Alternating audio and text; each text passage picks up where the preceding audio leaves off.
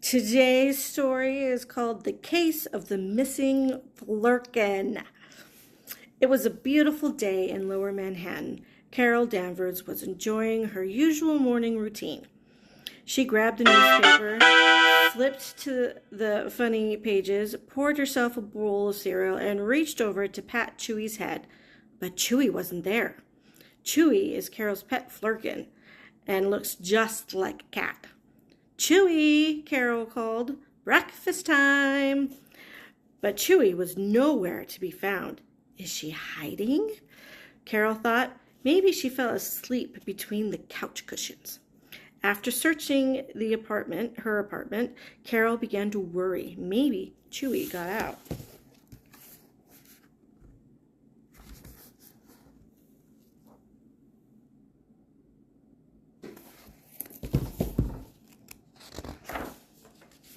Carol felt worried. Where could Chewy have gone? Did somebody take her? Suddenly, she noticed a file on the table. Moonstone. Her old arch nemesis had recently popped back up. Always had it out for Carol. In fact, Moonstone had disguised herself as Carol before, so maybe she tricked Chewy into leaving with her. Carol changed into her Captain Marvel suit and prepared to go looking for Moonstone. But more eyes would be helpful on a search. "Let's see who might be available," she said to herself.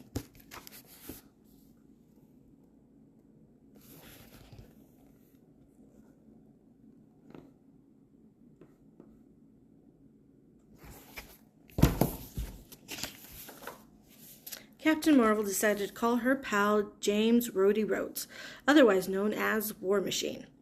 It seemed like forever since she last saw him, and they were due for a catch-up.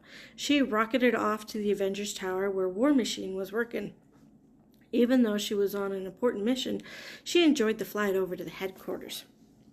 Rhodey was in a super boring meeting when Captain Marvel flew up to the top floor window to get his attention. "I need your help on a mission to rescue Chewy," she told him. "You sure she's not, in your sweater drawer or something?" Rhodey asked. Captain Marvel shook her head. "Moonstone stole Chewy. She was sure of it." Rhodey agreed to help, and they set off to solve the case of the missing Flerken.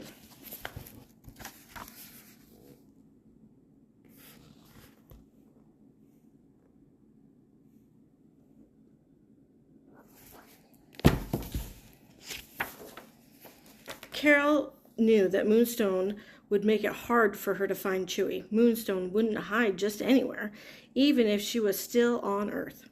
War Machine looked around the top of Mount Everest, while Captain Marvel searched the bottom of the ocean. They met up again in the Sahara, but neither of them found Chewy. "Maybe she's not on Earth at all," Captain Marvel said.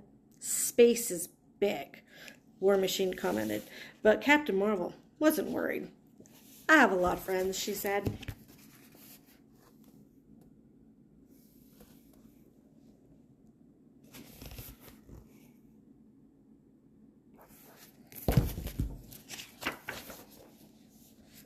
The two heroes traveled to a bunch of different star systems and asked everyone if they'd seen Chewy, but nobody knew anything about Moonstone kidnapping a cat or a Flerken, and nobody knew where Moonstone could be hiding. Captain Marvel even asked the Guardians of the Galaxy.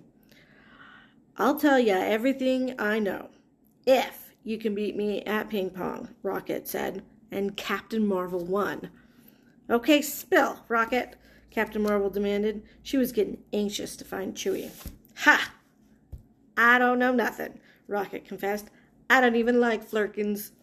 If you think I would have helped you find one?" Captain Marvel couldn't believe it. She was back to square one.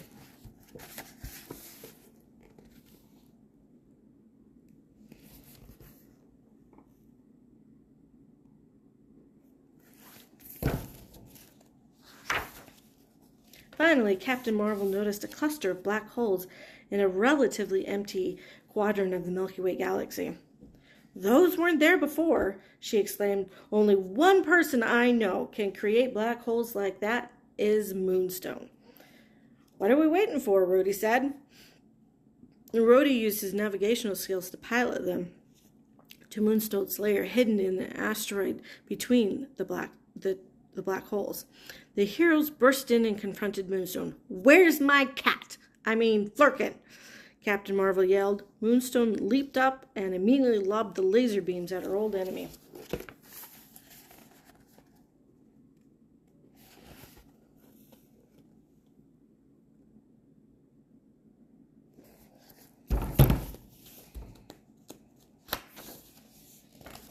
Rhodey managed to block the laser beam, but Captain Marvel was ready. She gathered her own energy and hurled it at Moonstone.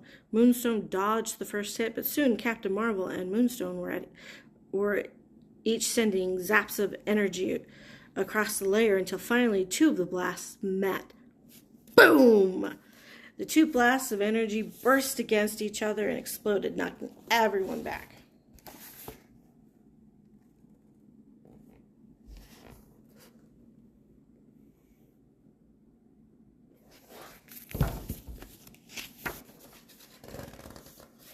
"Why are you even here?" Moonstone yelled.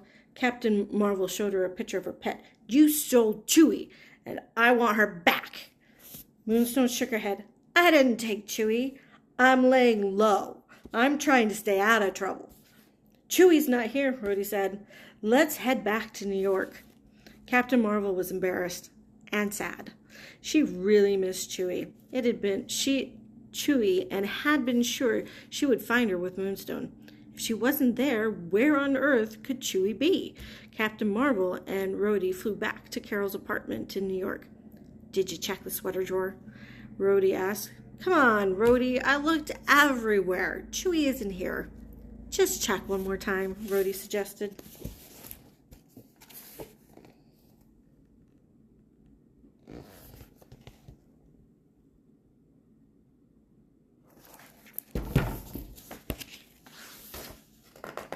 "Chewie!"